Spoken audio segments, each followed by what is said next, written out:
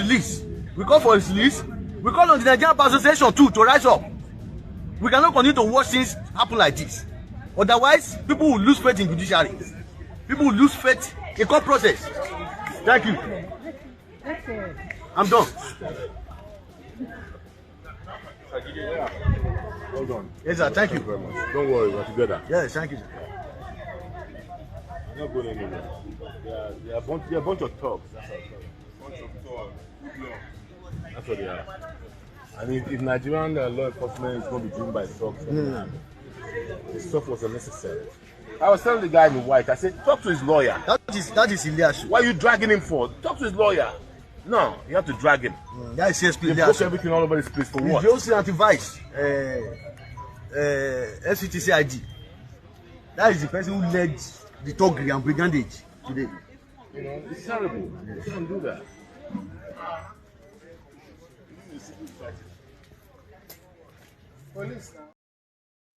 We will continue to document the impunity of these criminals. I promise you.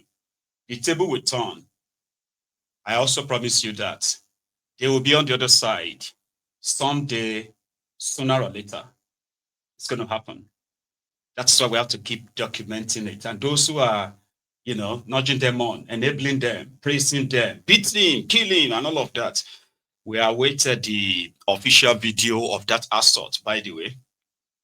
But that won't take, that won't rub off on what also happened in court today. I need to give you the updates, especially on the Mazi, Nnamdi Kanu's defense. So today, as it was already given 7 days to present his own defense, and the court can rule.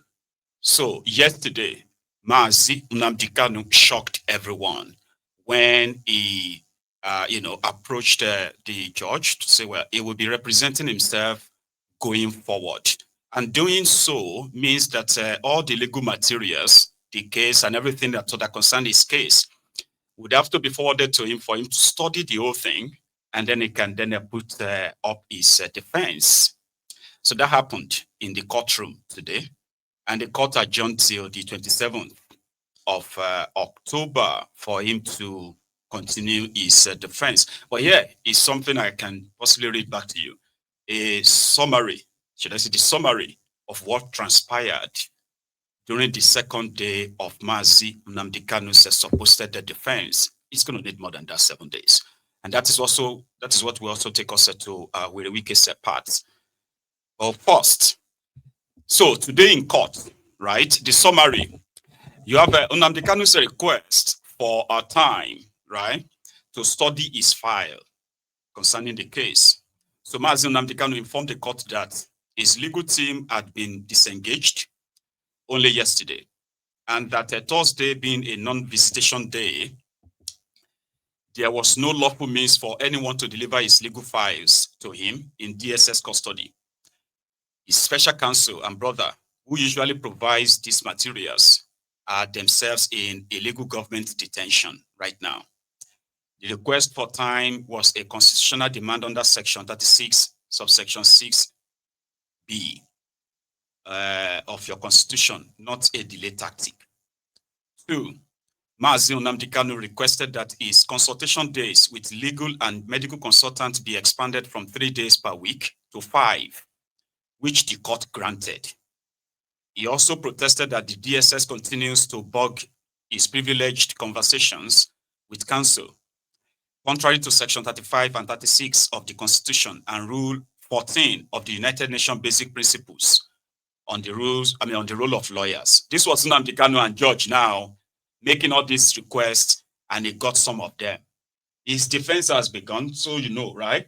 So right now, everything you are reading from the reports, from the court reports, where they have Nnamdi Kanu versus Nigeria, right? So this is Kanu, not his lawyers, making all these demands. And right now, so far, he's gotten some of what he wanted going forward. But here, so, and he's also quoting their constitution, by the way, so that majority of you will understand that there is still some, level of a show ahead of us. And those who are going to face him in their courts should have an idea, maybe, of who they are coming to see. So let me give you more.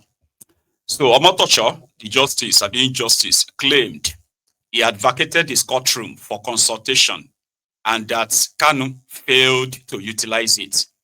A statement that ignores the absurdity of compelling a man to enter his defense after barely 3 hours of consultation in a capital offense trial. Such action is patently perverse and contrary to the principle in Abacha v. State 2002. He quoted a case there, right? So the judge was telling Nnamdi Kanu that, but I gave you my courtroom to consult with some of this your legal counsel before you disengaged them yesterday, and it was like for what, 3 hours? Like, is that how somebody 3 hours that they brought him from DSS detention to your courtroom? That is enough for somebody to consult and then pick up his case and continue. Come on, now. But here, so the denial of fair hearing admitted, yet trial continues. The denial of fair hearing in this sense is that the judge has already admitted during this whole trial nonsense, right, that Nnamdi Kanu had been denying the fair sort of like, hearing when it comes to this whole trial. His encounter with the DSS and how they claim to obtain testimony or what have you from him, or a statement from him, has been ruled as inadmissible. In fact, you should remember that too, that this same Omotosho ruled that all the confession that they said they got from Nnamdi Kanu, that means a statement that they presented weeks ago, have been ruled inadmissible when they realized that Nnamdi Kanu was tortured before he was forced to sign that statement. So, and that's the statement that was supposed to be an indictment on him. So it's been ruled out. It's not admissible in their court. So in case if tomorrow Omotosho decides to now start quoting that, we'll go back to the video where Omotosho said that statement and everything they kind of must have extracted from Nnamdi Kanu is non-admissible. It's not useful, it's useless. But anyway, so by admitting that he vacated his courtroom to remedy communication constraints, Justice Omotosho implicitly admitted violation of fair hearing. Once such violation is established, the court is bound to terminate proceedings. Madukolu v. Nkemdelim in 1962, there's a case quoted there. Tukor v. Government of Gongola State, 1989, quoted a case. Instead, the judge sought refuge in a claim that no evidence has been placed before him, even though a motion on notice laying the evidential foundation for the jurisdictional objection was pending but unheard. One cannot dismiss what one refuses to hear. That's Kanu talking to that judge. So the fourth one of what transpired is the silence on foreign witnesses. Nnamdi Kanu's witnesses from the USA, Kenya, UK, and Ethiopia remain stranded. The court's silence on this critical application reinforces the perception of a deliberate effort to stifle defense evidence. Let me explain that to you. Apart from the call on Werewike and others to show up as witnesses and why he wanted them, Nnamdi Kanu has invited other witnesses from across about 6 countries, including the UK, US, and Kenya, that they are, and for them to come into that trial as witnesses, Nigeria would have to grant them visas through the process of the court, where the court will say they must come, like if they are subpoenaed, so they will have to come. And for them to come to Nigeria, they will need a visa. So Nnamdi Kanu is giving Nigeria a job now that if you want me to prove any case with, number one, right? If you, Justice Omotosho, can read about this case and that case and all that, right? Which I'm going to prove to you. Then you realize that you do not even have jurisdiction to try me. But let's assume that you want to go ahead and try me as you have been kind of like, commissioned to do. Then you will give me everything I want. All right? You will give me everything I want. And then we can call it a trial. Nnamdi Kanu is 100% sure that they won't give him any of that. Yeah, they're going to give different reasons why. Here you get.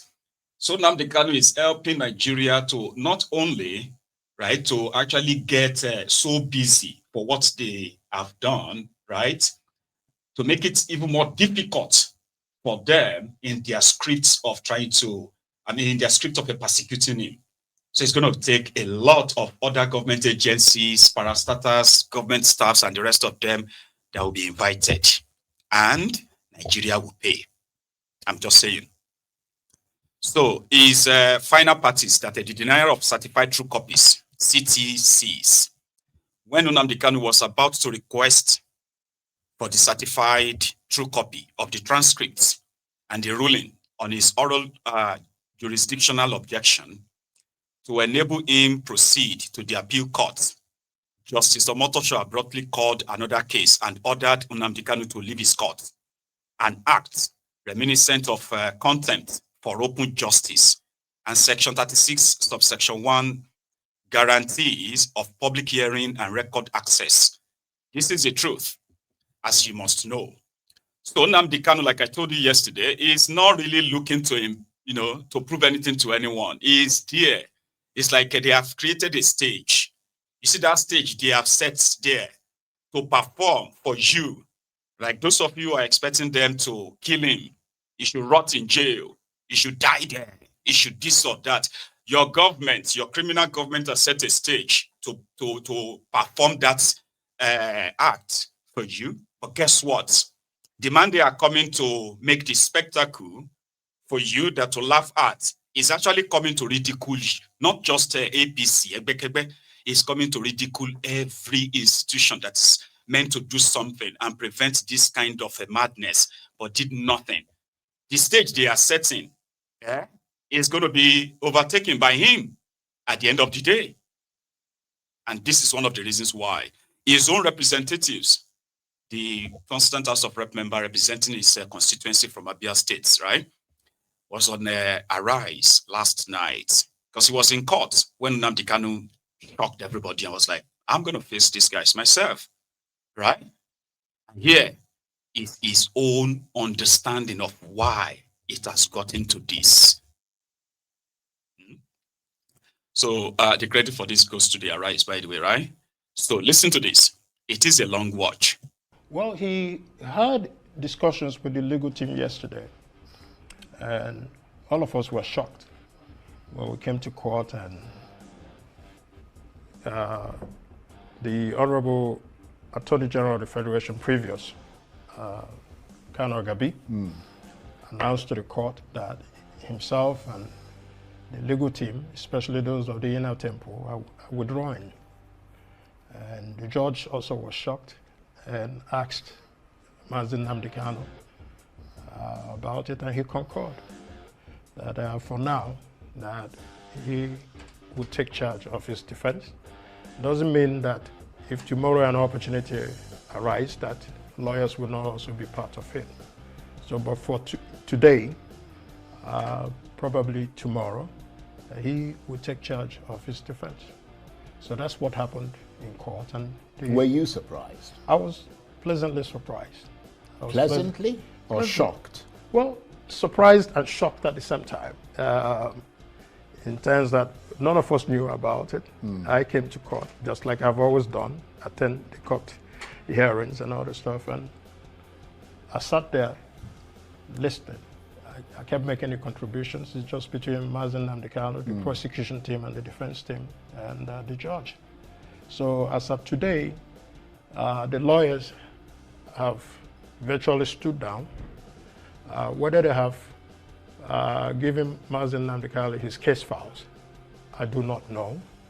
But when you go to Section 36(6)(b) of the Constitution of the Federal Republic of Nigeria, which are actually a crucial provision towards fair hearing, specifically to persons who are charged with criminal or capital offenses, is the constitutional right of Mr. Kanu to decide to take over the defense of his own case. It is also his constitutional right that adequate time and facilities be provided for him to ensure that to ensure that he has adequate defense. Yeah, but I don't think the issue is whether or not I mean, I think everybody knows he's got constitutional that right, which is why the judge allowed it. But the question is, what's the thinking behind it? I mean, you know things aren't going well when you fire the people who are supposed to protect and represent you in a trial, don't you? I mean, did it appear to you to be an act of sort of visceral rage, impulsive, chaotic purge that wasn't well thought out? Or do you think he thought it out? If you look at the statements made by the learned Sheikh Nnamdi Kanu, he said after the meeting they had yesterday that the information was told them that they were going to be debriefed and that they respect the rights of Mazi Nnamdi Kanu. No, I understand that, but I'm so trying if there was anything to that get happened, to the backstory. No, that's what I'm saying. But if there was anything that happened otherwise at that meeting, I was not in that meeting. I only showed up. But I mean, you would have heard things. I mean, you talked to him. No, really. You guys normally hug each other at the end of the trial. At the end of the day. At the end of the day, we sat close. Did he whisper anything into No, but at the end of the day, he was actually, he was actually led through the judge's chambers to be evacuated back from the Federal High Court to the detention center. So we didn't have enough time to discuss in court, to say, because he's often brought to court 10 minutes to 9, and the judge comes out exactly about 9 dot. So there wasn't that much of a time beyond the camaraderie and the visiting. I mean, we obviously saw the statement. I was actually hoping that we would hear that clip from the lawyers, because they made a public statement, which has been run on a rise several times today. But I mean, is there anything beyond that public statement that might have said perhaps in out of camera to you? No, nothing yet. I've yet to be informed otherwise. But I know that tomorrow he may be meeting with some of the current legal team that were debriefed. May be possible some additional members of the legal team to go forward, at least to have some people who will surround him and be giving him legal advice where necessary, and the authorities that he will need to proceed with the defense of his case. But what we are saying, crucially, Charles, is that Section 36(6)(b) is essential, that it appears that the government is rushing his defense by giving him 5 days. He's already made known to the court, and the court has given summons to 23 witnesses. He will need to spend time to discuss with those witnesses, and where those witnesses are not compliant, to ensure that the court compels them through subpoena to come and testify in court as to their knowledge of events from the time he was arrested to the time he was extraordinarily renditioned, and from the time the trials also began 5-6 years ago. So if you're going to rush, the prosecution has had more than 10 years to prepare for this matter. They have arraigned him on several charges, withdrew several charges, and rearraigned him. They've had adequate time to present their case, and they have rested their case. The defense also requires adequate time to be able to present their case. You cannot say in a capital offense, a criminal trial that has so many significance, not just for jurisprudence, but the social and security dynamics in Nigeria, that Nnamdi Kanu is expected that is within 5 days to be able to put a defense. If you're going to railroad him, just like the court in their determination, the court says he does not verily believe that access to lawyers at the DSS facilities may be videoed, may be eavesdropped. So he agreed for 3 hours. That was yesterday's meeting, for himself and his lawyers to meet at the judges at the court 7 specifically. But if you go to court 7, there are video cameras, opportunities to also eavesdrop. I'm not saying that his lordship was in his chamber, but what if he was in chamber? Who else was in chamber with him to eavesdrop on the discussions between Mazi Nnamdi Kanu and his lawyers. Well, they would argue that it's getting all rather paranoid now. No, it's not. No, if you agreed that because of electronic cameras and audio equipment and all the stuff in DSS would not be adequate for him to have concrete discussions with his lawyers in the defense of his case, and you're moving him from DSS to his